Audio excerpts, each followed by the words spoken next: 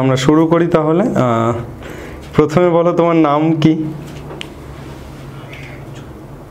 নাম তো প্রেমাংশু দাস। প্রেমাংশু দাস, কোথা থেকে তুমি? আমি তো ওয়েস্ট মিদনাপুর থেকে। ওয়েস্ট মিদনাপুর থেকে। তোমার 2024-এ উচ্চ মাধ্যমিকে প্রাপ্ত নম্বর কত? আমার 471। 471। ম্যাথসে কত? ম্যাথে 100। ম্যাথে 100। তুমি কিভাবে পড়াশুনো করেছিলে, মানে 2024-এর একদম শুরু থেকে, মানে 2023 থেকে তুমি একদম 12-এ কিভাবে পড়াশুনো করেছিলে? আমার তো মানে অফলাইন টিউশন সেরকম ছিল না, আমাদের মানে পারিবারিক যে অবস্থা সেটাও ভালো না। এবারে ইউটিউব থেকে আমি মানে ওটাকে আমি প্রতিষ্ঠান করছিলাম শিক্ষা। এবার তারপরে আপনার ভিডিওগুলো আছে দেখছি, এরকম হঠাৎ করে একদিন ইউটিউব মানে স্ক্রল করতে করতে এরকম খুঁজতে খুঁজতে আপনার ভিডিও আমি পাই। তারপরে আস্তে আস্তে দেখা শুরু করি, আপনার কনসেপ্ট গুলো বোঝানো মানে খুব ভালো লাগলো।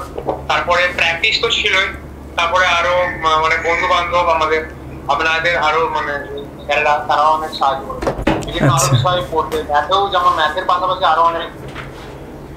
আচ্ছা, তোমার মোটামুটি তাহলে প্রিপারেশনটা পুরোটাই প্রায় অনলাইন বেসিস, মানে অফলাইন টিউশন সেভাবে ছিল না।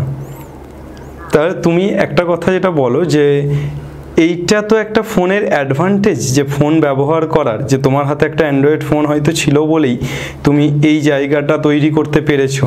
তো এখনকার জেনারেশন, এখনকার ছেলেমেয়েরা যারা পড়াশুনো করছে তারা ফোনটাকে বেসিক্যালি এন্টারটেনমেন্ট পারপাস ইউজ করে।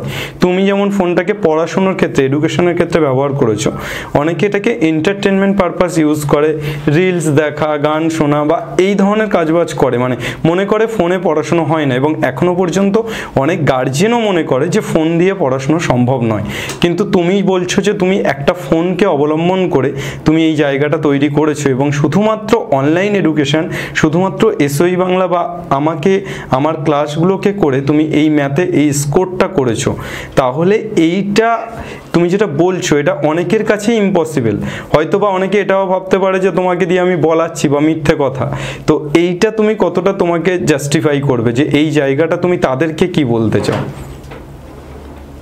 না, ওটা তো একটা প্রথম থেকে মানে মন থেকে জেদ থাকা যে একদম ওটা আমাকে একটা ভালো স্কোর করতে হবে, যে আগামী আমার ভালো পরীক্ষা আছে, আমার একটা মানে স্বপ্ন দেখা শিখতে হবে। এবার সেইটা থাকলে আর অত হয়তো অ্যাডিকশন বা থাকলে হয়তো কিছুটা ডিস্ট্রাকশন হতে পারে, কিন্তু সেটা যখনই মাথায় আসবে হয়তো দু তিনবারও আমারও এরকম হয়েছে যে দেখতে দেখতে কিছুক্ষণ আমি ইউটিউব শর্টসে চলে গেছি বা এরকম।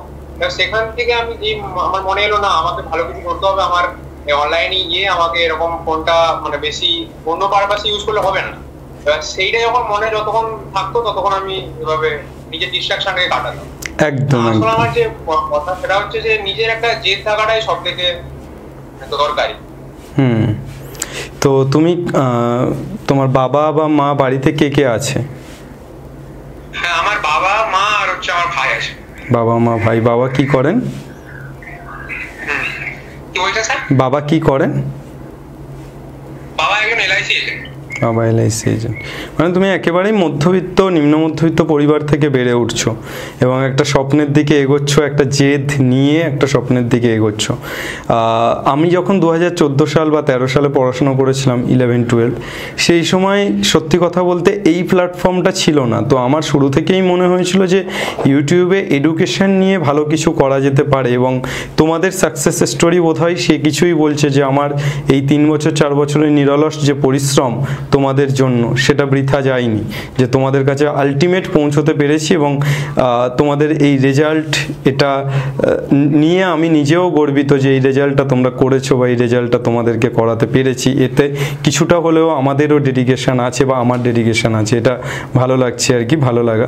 তো নেক্সট ইন ফিউচার তুমি কি করতে চাও? তোমার মধ্যে যে জেদ একটা করবো এই লড়াইটা, এটা নিয়ে তুমি ইন ফিউচার নিজেকে কোথায় দেখতে চাইছো?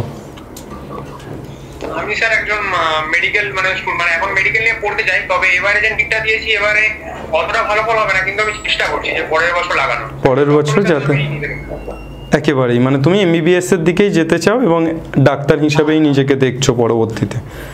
একদম। অঙ্কটাকেও আমি ভালোবাসতাম, মানে শুধু ওটা নিয়ে একানোর কথা ভাবিনি, কিন্তু ওটাকে মানে ভালোবাসতাম। ওটা যখন আমাকে এইগুলো পড়তে একটু অসুবিধা হতো, মানে যখন খারাপ লাগতো, তখন এন্টারটেইন হিসাবে অঙ্কটাকে, আপনার যে পড়ানোর স্টাইলটা ওটাও তো ভালো, এবার ওটা একটা এন্টারটেইন মানে হতো আমার মোবাইলে, ওটাও পড়াশোনা একটা এন্টারটেইনের মতোই হতো একেবারেই, মানে পড়াশুনো, এটা একটা খুব গুরুত্বপূর্ণ পয়েন্ট তুমি বললে যে পড়াশুনোটাও যে এন্টারটেনমেন্ট হতে পারে, এটা অনেকে ভাবে না, কিন্তু আমি সবসময় ভেবেছি। আমি এক্স্যাক্টলি এই কারণেই এই এতটা ইন্টারেস্টিং ওয়েতে ম্যাথটাকে করানোর চেষ্টা করতাম, যে আমি সবসময় ভেবেছি যে ইন্টারেস্টিং হলে তবেই অ্যাকসেপ্ট করবে, কেননা মানুষ এন্টারটেনমেন্ট বেশি পছন্দ করে।